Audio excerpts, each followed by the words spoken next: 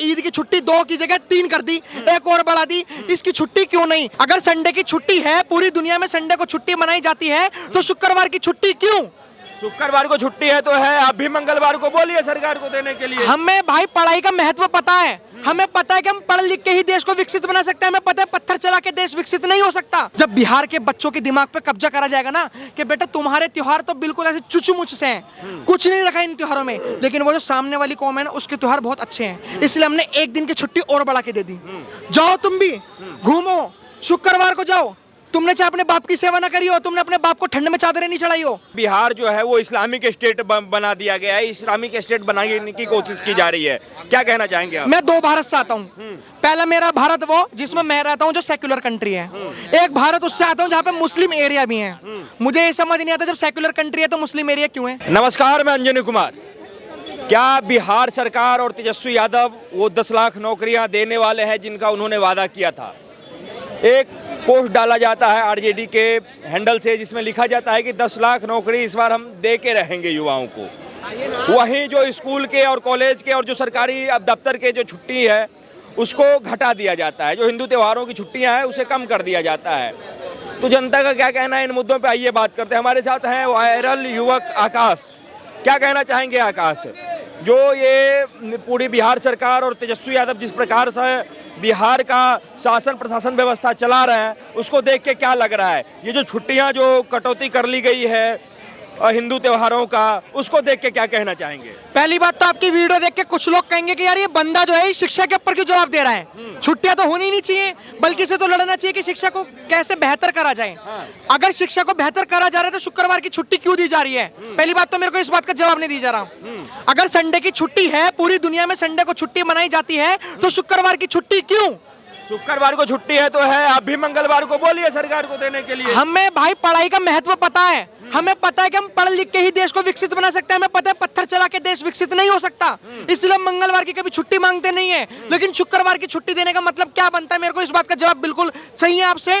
जब संडे की छुट्टी है तो शुक्रवार की छुट्टी क्यों? और अगर शुक्रवार की छुट्टी है, अगर कहते कि वो हमारा मजहबी तो है, इस देश के माइनॉरिटी है, अगर उनका जो हक है, अगर वो शुक्रवार को चाहते हैं कि हमें छुट्टियां मिले हमें इबादत करने के लिए, तो मिल गया, इससे दिक्कत क्या है? हक इस देश पे सबका हक है, खाली उनका हक क्यों दिख रहा है आपको?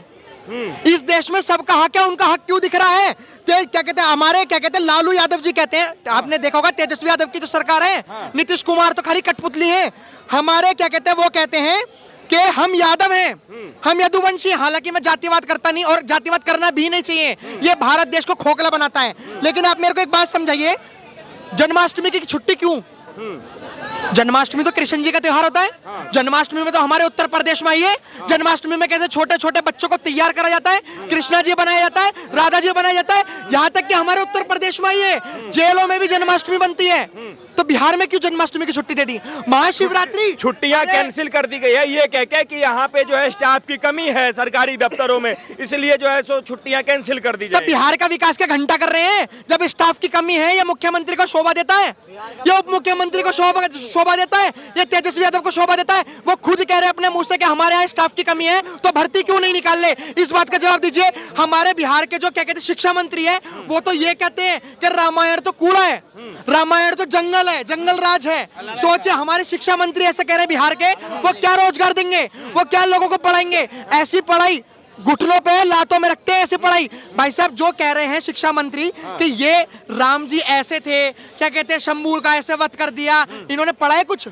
इन्होंने पढ़ा है? मेन चीज जो है वो लोग कहना ये चाह रहे हैं कि वहाँ पे बीजेपी की सरकार हट गई है, इसलिए जो है सो वो जलन है कांग्रेस से और फिर तेजस्वी यादव से हो या फिर नीतीश कुमार से। जलन ये है कि हम सरकार में नहीं आ पा रहे हैं, तेजस्वी यादव इस बार टक्कर दे रहे हैं। तो भाई भारतीय जनता पार्टी को गाली दो ना, बीजेपी को गाली दो, तुम हिंदू समाज से क्यों लड़ रहे हो? इस बात का जवाब दो। महाशिवरात्रि जब शिवरात्रि आती है ना तो 200-200 किलोमीटर 300-300 किलोमीटर लोग चल के जाते हैं, छाले पड़ जाते हैं, जल उठा के लाते हैं। तुमने शिवरात्रि की छुट्टी नहीं दी।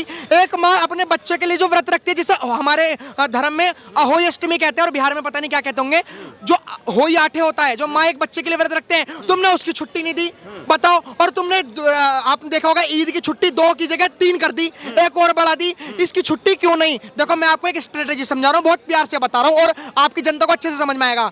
जब पता पड़ता है ना बच्चे कच्ची मट्टी के समान होते हैं, जब बच्चे सारे छुट्टी हो होगी, और जब वो बच्चे शुक्रवार की छुट्टी में जाएंगे, उनके जो दोस्त होंगे जिन्हें वो अपना भाई मानते हैं, कोई भी मुस्लिम भाई होगा उन्हें जो भाई मानते हैं, वो जुम्मे की नमाज के लिए जाएगा, तो उसका जो दूसरा दोस्त होगा वो तो सेक्युलर बन गया, वो तो ऑटोमेटिक बन गया कि हमारे धर्म में तो छुट्टी मिलती नहीं, कम से कम इनके धर्म में छुट्टी मिलती है, इनके साथ ही चल लो। फिर वो मस्जिद भी जाएगा, फिर वो हर जगह जाएगा। हालांकि अगर जाना चाहिए तो सबको जाना चाहिए। गलत आरोप नहीं है कि तेजस्वी यादव जो है वो इतने बड़े कृष्ण भक्त हैं, कृष्ण को मानते हैं, और आप कह रहे हैं कि वो शुक्रवार को इसलिए छुट्टी दे रहे हैं कि वो उस दिन ईद पढ़े, ईद में या फिर जो भी कोई पर्व जुम्मा हो, तो वहाँ लड़कों को जो है जो सेकुलर बनाने की कोशिश की जा रही है। एक कृष्ण भक्त को आप इस तरीके का इल्जाम कैसे लगा सकते हैं? कृष्ण भक्त, तेजस्वी यादव कृष्ण भक्त है तो मथुरा क्यों नहीं आजाद करा रहे? अगर वो कृष्ण भक्त है तो मथुरा क्यों नहीं आजाद करा रहे? वो कहते हैं भाई साहब इन्होंने भगवा लहराया था, हम तो पिलांबर सॉरी मैं कुछ वहां पितांबर लहराएंगे, तो आप मथुरा क्यों नहीं आजाद करा रहे? आपने देखा होगा जवान मूवी में एक चीज बहुत सही कही गई थी कि अगर हमारा देश जात पात से ऊपर नहीं उठा तो देश का डूबना पक्का है। आप देख लो किसी भी यादव को 100 में से 90% यादव सिर्फ इसलिए वोट देते हैं क्योंकि वो उनके यादव समाज से आता है। मैं इसी कैटेगरी से आता हूँ। हमारे समाज से 100 में से 95% लोग मायावती को वोट देते हैं क्योंकि वो हमारे समाज से आती हैं। 100% में से सारे मुसलमान सिर्फ कांग्रेस को वोट देते हैं। सिया सारे जो जितने भी सिया लोग हैं वो सारे असदुद्दीन ओवैसी को वोट देते हैं। बताइए विकास के नाम पे कौन वोट देता है? आज की डेट में तो विकास के नाम पे भारत में वोट डलता ही नहीं है। अगर भारत में वोट के नाम पे वोट मांगा भी तो नहीं जाता है। खैर हम बिहार पे, इसलिए हम बिहार की बात करेंगे। क्या आप मुझे ये बताइए कि बिहार की राजनीति क्या इस तरीके से होगी? जब हम रोजगार मांगने जाएंगे तो क्या हम पे लठ पड़ेंगे? रोजगार तो देने की बात कह रहे हैं तेजस्वी यादव, 10 लाख नौकरी देने की बात तो वो कह रहे हैं कि अगली बार अगर ये मुख्यमंत्री बनेंगे तो 2025 में ही जो है वहाँ एकदम बिल्कुल जो है 10 लाख युवाओं को नौकरी दे दिया जाए। पहली बात तो मुझे ये बताइए 10 लाख युवा को कैसे नौकरी देंगे और कौन से युवाओं को देंगे? वो युवा जो 9वीं फेल है, वो युवा जो स्कूल गए नहीं है, या वो युवा जो पढ़े लिखे हैं? क्योंकि मेरे हिसाब से तो इन्होंने खुद ही बताया कि 12वीं पास है, 9वीं पास है तेजस्वी यादव, और उनके छोटे भाई तेज प्रताप यादव तो कभी स्कूल ही नहीं गए। और सबसे बड़ी बात, इनके पता नहीं इनके माइंड में ऐसा क्या एक्सपीरियंस है, क्या अनुभव है, इनको वन विभाग का मंत्री बना दिया। अरे जाओ ना जंगल में जाके बैठो, क्यों वन विभाग का मंत्री बना दिया? कि बिहार के लोग कम है?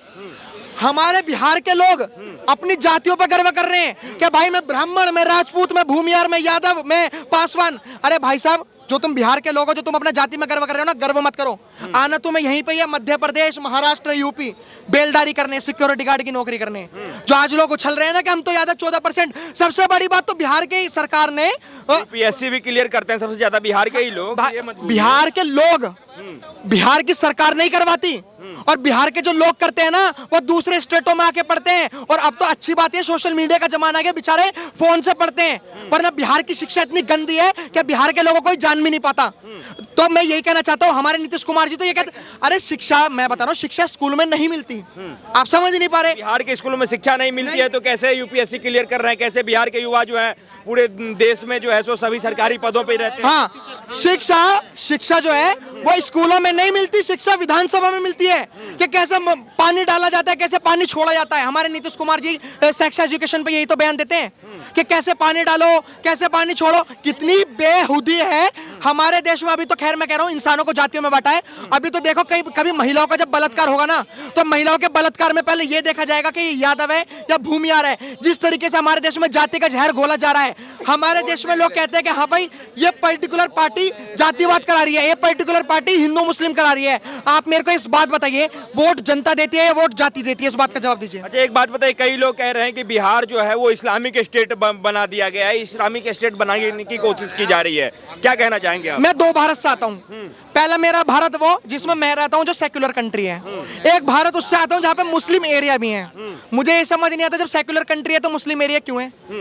जब सेक्युलर कंट्री तो सबकी कंट्री होनी चाहिए। हमारे बिहार के मुख्यमंत्री कहते हैं कि भाई मुस्लिम बाहुल्य क्षेत्र में मत जाओ, क्यों नहीं जाएं? इस बात का जवाब दीजिए। सेक्युलर कंट्री है जितना भाई, अगर वो तेजस्वी यादव अपने आप को कहते हैं ना कि हमारे पूर्वजों ने ये करा, भाई सबके पूर्वजों ने इस देश की लड़ाई में योगदान दिया है। जो आज के लोग कहते हैं ना कि भारत माता कौन है, जब देश की आजादी की लड़ाई लड़ रही थी ना तो एक ही नारा था मुंह पे, भारत माता की जय लेके निकले थे, ना कि इंडी माता की जय लेके निकले थे। ठीक है, तो ये तो बहुत पोपट बनाने वाली बात है, युवाओं को भटकाया जा रहा है। मैं अभी भी कह रहा हूं, बिहार का एक ऐसा नौजवान शर्म आनी चाहिए हमारे ऊपर जो सत्य के लिए लड़ रहा था। मनीष कश्यप को जेल में डलवा दिया। किसने? बिहार सरकार ने कह के वहां पे जो आपने देखा होगा तेलंगाना वो कौन सा राज्य जिसने डलवाया है। तो कितना दुर्भाग्य है, मनीष कश्यप भी जेल में सोच रहा। हाँ, तमिलनाडु। मनीष कश्यप भी ये सोच रहा होगा। वो तो कह रहे समाज में जो है सो वो नफरत फैला रहे थे, दो राज्य को आपस में लड़वा रहे थे, इसलिए डालना जरूरी हो गया था। बिहार की बदनामी हो रही थी मनीष कश्यप के द्वारा। नफरत फैला रहे थे। आपको लगता है वो बंदा नफरत फैलाता होगा? उसने जिस मैगजीन से, खैर हमारा मनीष कश्यप पर टॉपिक नहीं है, लेकिन मैं बहुत अच्छे से बता सकता हूं, उसने भी वो एक मैगजीन से पढ़ा था, उसने भी न्यूज़पेपर से पढ़ा था। उस न्यूज़पेपर पे एफआईआर क्यों नहीं हुई? इस बात का जवाब दीजिए। मनीष कश्यप आज जेल में बैठ के सोच रहा होगा, मनीष कश्यप रो रहा होगा कि मैं किस जनता, किस बेवकूफ के लिए लड़ रहा था। हमारे देश में चुनौतियों से लड़ा जा सकता है, लेकिन हमारे देश की जनता लड़ सकती। तो यही बात है, मनीष कश्यप जेल में बैठकर रो रहा है। अब एक बात बताइए कि अब क्या विकास पे या फिर शिक्षा पे बात ना हो करके अब जो है सो सप्ताह में कोई कहेगा कि हमें शुक्रवार को छुट्टी चाहिए, कोई कहेगा मंगलवार को चाहिए, फिर कोई कहेगा कि हमें जो है सो बुधवार को छुट्टियां चाहिए। तो बिहार में क्या अब 7 दिन छुट्टी ही छुट्टी चलेगा या फिर विकास होगा? छुट्टी चलेगी। अरे सोचो कितना विकास होगा बिहार का। अगर बिहार में 7 दिन छुट्टी रहेंगी तो स्कूल टीचर को बुलाने की जरूरत नहीं, सैलरी वहां से बच गई। और जब बच्चे पढ़ेंगे नहीं तो उन्हें बड़े पद पे बैठाने की जरूरत नहीं, उनके बच्चे पढ़ेंगे। हमारे क्या कहते हैं, ये बिहार में जातिवाद की राजनीति चलती है कि भाई हम तो यादवों के सपोर्ट में, हम तो यादवों के सपोर्ट में। अच्छी बात है भाई, हमारे भाई हिंदू समाज से बिलोंग करते हैं, लेकिन एक बात बताइए, उन्होंने अपनी बेटी की शादी राजपूत से क्यों कराई? यहाँ तो लड़ा रहे हो यादव राजपूत से। किसने? ये जो हमारे क्या कहते हैं लालू यादव हैं, उनकी बेटी की शादी राजपूत से कैसे करा दी? इस बात का जवाब दीजिए।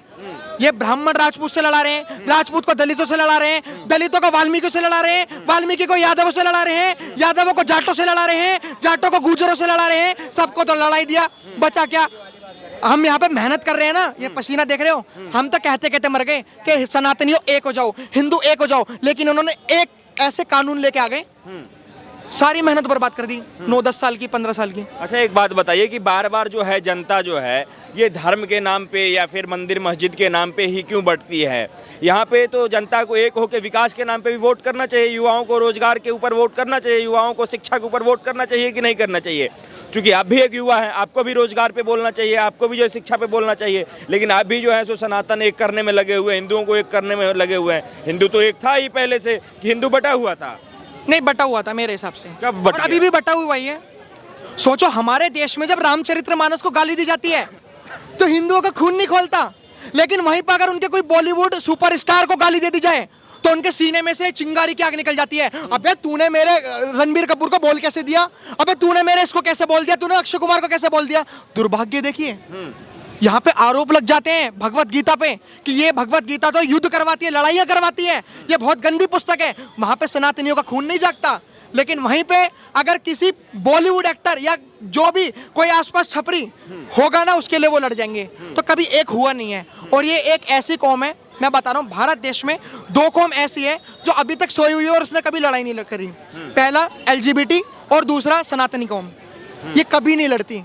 ये LGBT और सनातनी कौम को जो है सो सनातनी को एक कर दिया। हाँ, इसको गाली, इसको नहीं भाई, वो भी इंसान है, LGBT भी इंसान है। और हमारा धर्म जो है ना, हमारा धर्म यही सिखाता है कि सब इंसान है, किसी से भेदभाव मत करो।